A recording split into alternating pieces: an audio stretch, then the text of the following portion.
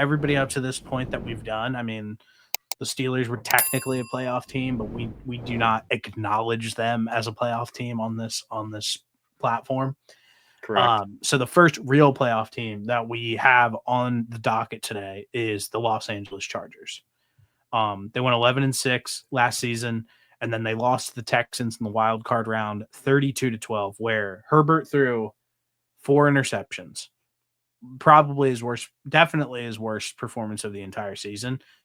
And a funny tidbit that I have written down here is during the regular season, they had 9 interceptions total, second fewest in NFL history through 16 games. So an absolute outlier performance by Justin Herbert just at the worst time possible. But the Texans defense were on lock that game. Yeah, they were. And that game's going to get held against Justin Herbert for a long time until he actually proves that he can win in the playoffs, which is very fair. I still think Justin Herbert's a phenomenal quarterback. I still think that this Chargers team is in a great spot, and I think Harbaugh did a phenomenal job with what they had last year on both sides of the football. I mean, I would have liked to see them beat the Broncos. I do think they're better, but let's just call it as it is. This team was ahead of schedule. We made a preseason video last year saying that the Chargers were going to make the playoffs, and people were in the comments saying that we were crazy. So I don't believe that anybody really had high expectations for this Chargers team the way it was currently constructed. Everybody wanted them to take Malik Neighbors. They went and took Joe Alt. They were like, oh, this team's not going to be good, blah, blah, blah. I thought this team played phenomenal last year. They obviously won 11 games. Season standouts I have written down was I thought Ladd McConkey was a massive bright spot for this offense. I think he's going to be, I don't think he's a true number one, but I think that he's going to be like an amazing supplemental piece for Justin Herbert for a very 100%. Long time. Yeah, he basically just found a younger, Julian Edelman. Smaller version. Yeah, I was going to say like a younger, smaller version of Keenan Allen, like a guy that is just like a safety valve. Yeah, I literally watch Ladd McConkey, and I just literally like see Julian Edelman for some reason. That's who Tom's safety valve was. It was Julian Edelman. Yeah. I thought Justin Herbert was a big standout last season. I thought the way that he was processing the game, despite the last game of the season, he was playing at an ultra high level, and I love seeing him grow at the quarterback position year over year. I think he's one of the best in the league. And then I just have the coaching staff, the culture that they've been building in this league. And I mean, they were definitely ahead of schedule just strictly because Jim Harbaugh stepped into that building. Yeah, Justin Herbert finally has an actual head coach. He has actual coordinators. And this was the first year of what I expect to be a much more successful future for the Los Angeles Chargers than the path that they were previously headed on with Brandon Staley and that entire coaching staff. Those guys would have ruined Justin Herbert. I think he's coach proof personally, but I think what isn't talked about is the Chargers were decent under the Staley era. It was just some mishaps along the way. And then last year they had all those injuries and it was a complete year from hell. What happened last offseason when they got rid of everyone, like literally got rid of, traded Keenan Allen, cut Mike Williams, got rid of Austin Eckler, got rid of like the true core that was like the Los Angeles Chargers. They trimmed the fat off of that roster. Yeah, everyone was like, "What are the Chargers doing? They're going to stink next year." And it was the complete opposite of that. So and that was strictly because of Jim Harbaugh and Justin Herbert. Yeah. Yeah, they were ahead of schedule last year, and I think with the right pieces and who they added this offseason, right pieces in the draft and who they've added in the offseason, I think they have a legitimate shot of winning that division. We'll get into that at a later date, probably. But Correct. First, let's just go into the departures this offseason. They lost Joey Bosa. He's so hit or miss. He's been injured. He's not elite, but he's a good player. But it always seems like he's banged up. got rid of Josh Palmer. That's like the football nerds' favorite wide receiver who everybody always tells us how good he is every single year, and he's like okay. Yeah. And then Asante Samuel Jr. I think he's probably going to get medically retired and never play again, but he is gone off their roster too. But I don't think he's not going to be able to play anywhere. So, No. is there anybody else I'm missing on that list? No, I don't think so. I think you hit on like the main significant guys. And then during the free agency period, they added Dante Jackson, cornerback, added Benjamin St. Juste, added Tyler Conklin, and then added, which I can't wait to see this offensive line. They added Mekhi Becton. And just seeing Rashawn Slater, Mekhi Becton, and Joe Alt on that offensive line, I mean, those are big dudes. And Huge. it seems like they have completely accepted that this is the identity of and the way that they're going to go, and I love it. And the other guys that they brought in, Dante Jackson's a little old. I don't think he's great, but I think he'll be okay and in that system for the Chargers. Yeah. And Benjamin St. Juste, I mean, if you've seen what I've turned him into in Madden Sims over the years, I mean, that guy had if I could coach him, he's 6'3", long, rangy. I mean, he can do it all. So Yeah. all jokes aside, though, I think that he could be. I think that those pieces aren't game changers for anybody, but they're supplemental pieces to help them just continue to get guys on the roster. And at this point, even though it's only been 1 year, I feel like that this coaching staff, the OC, the DC, have proven themselves to be able to really create a very great scheme and get the most out of their talent, no matter who they have on both sides of the ball. I'm surprised you didn't even name Najee Harris or Mike Williams.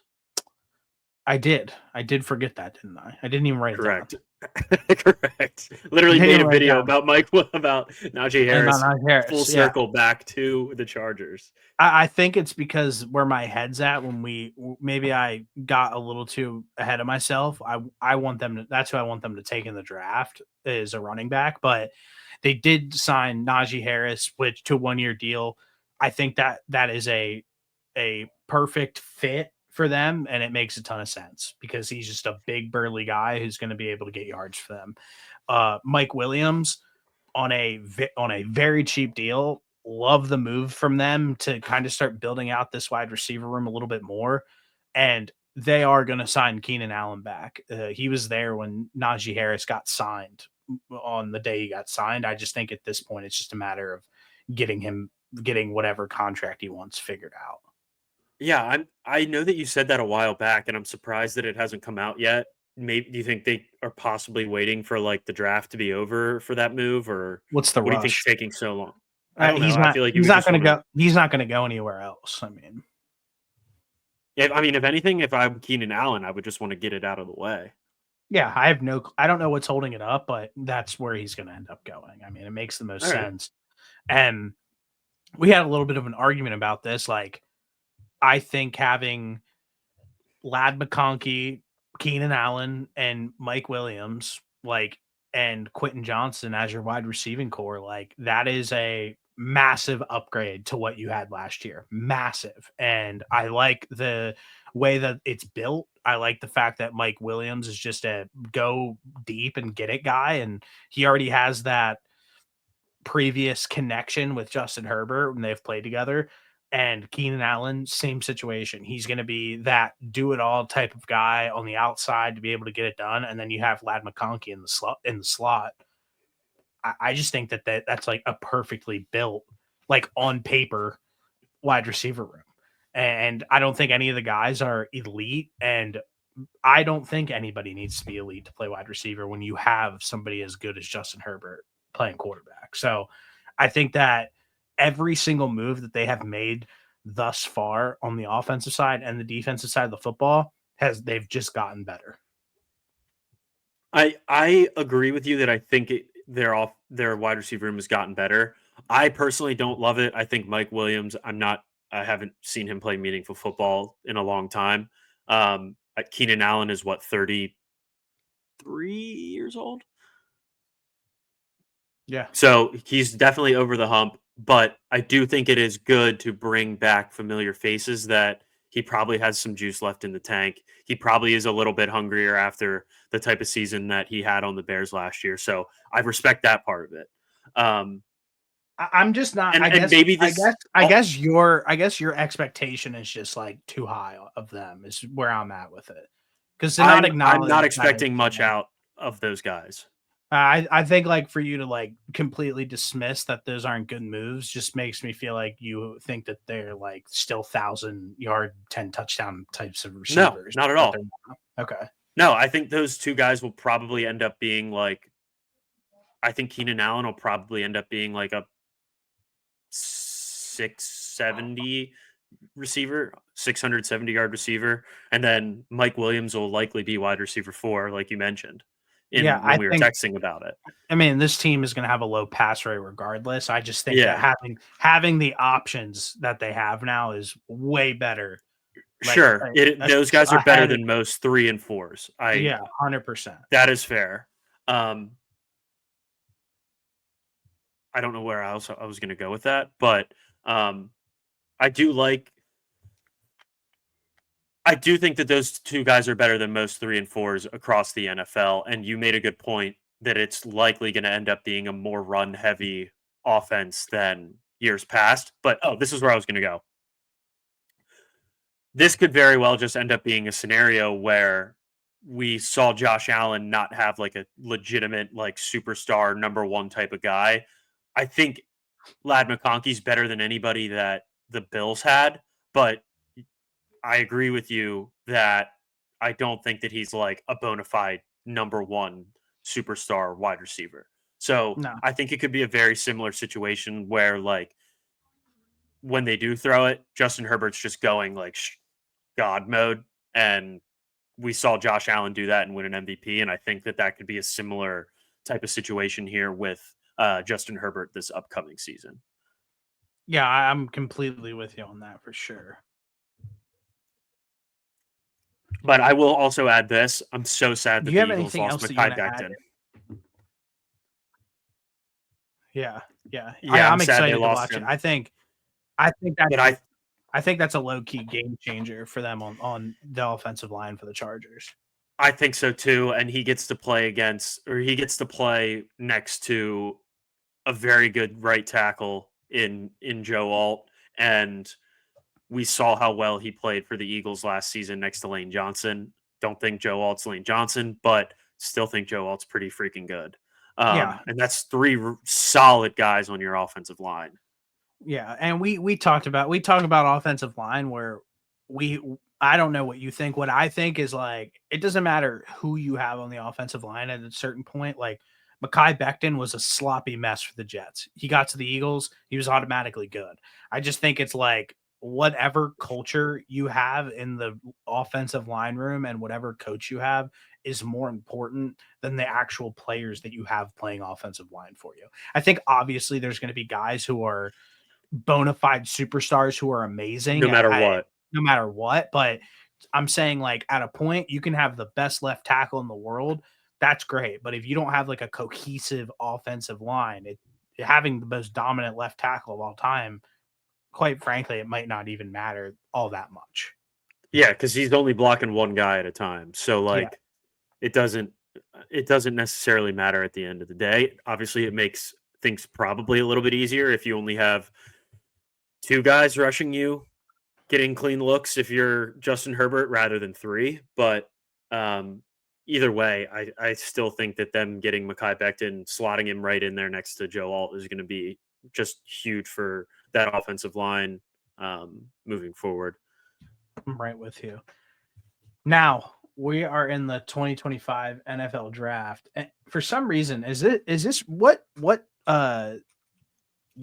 pick do you have them at? They are the 22nd. So behind the Steelers.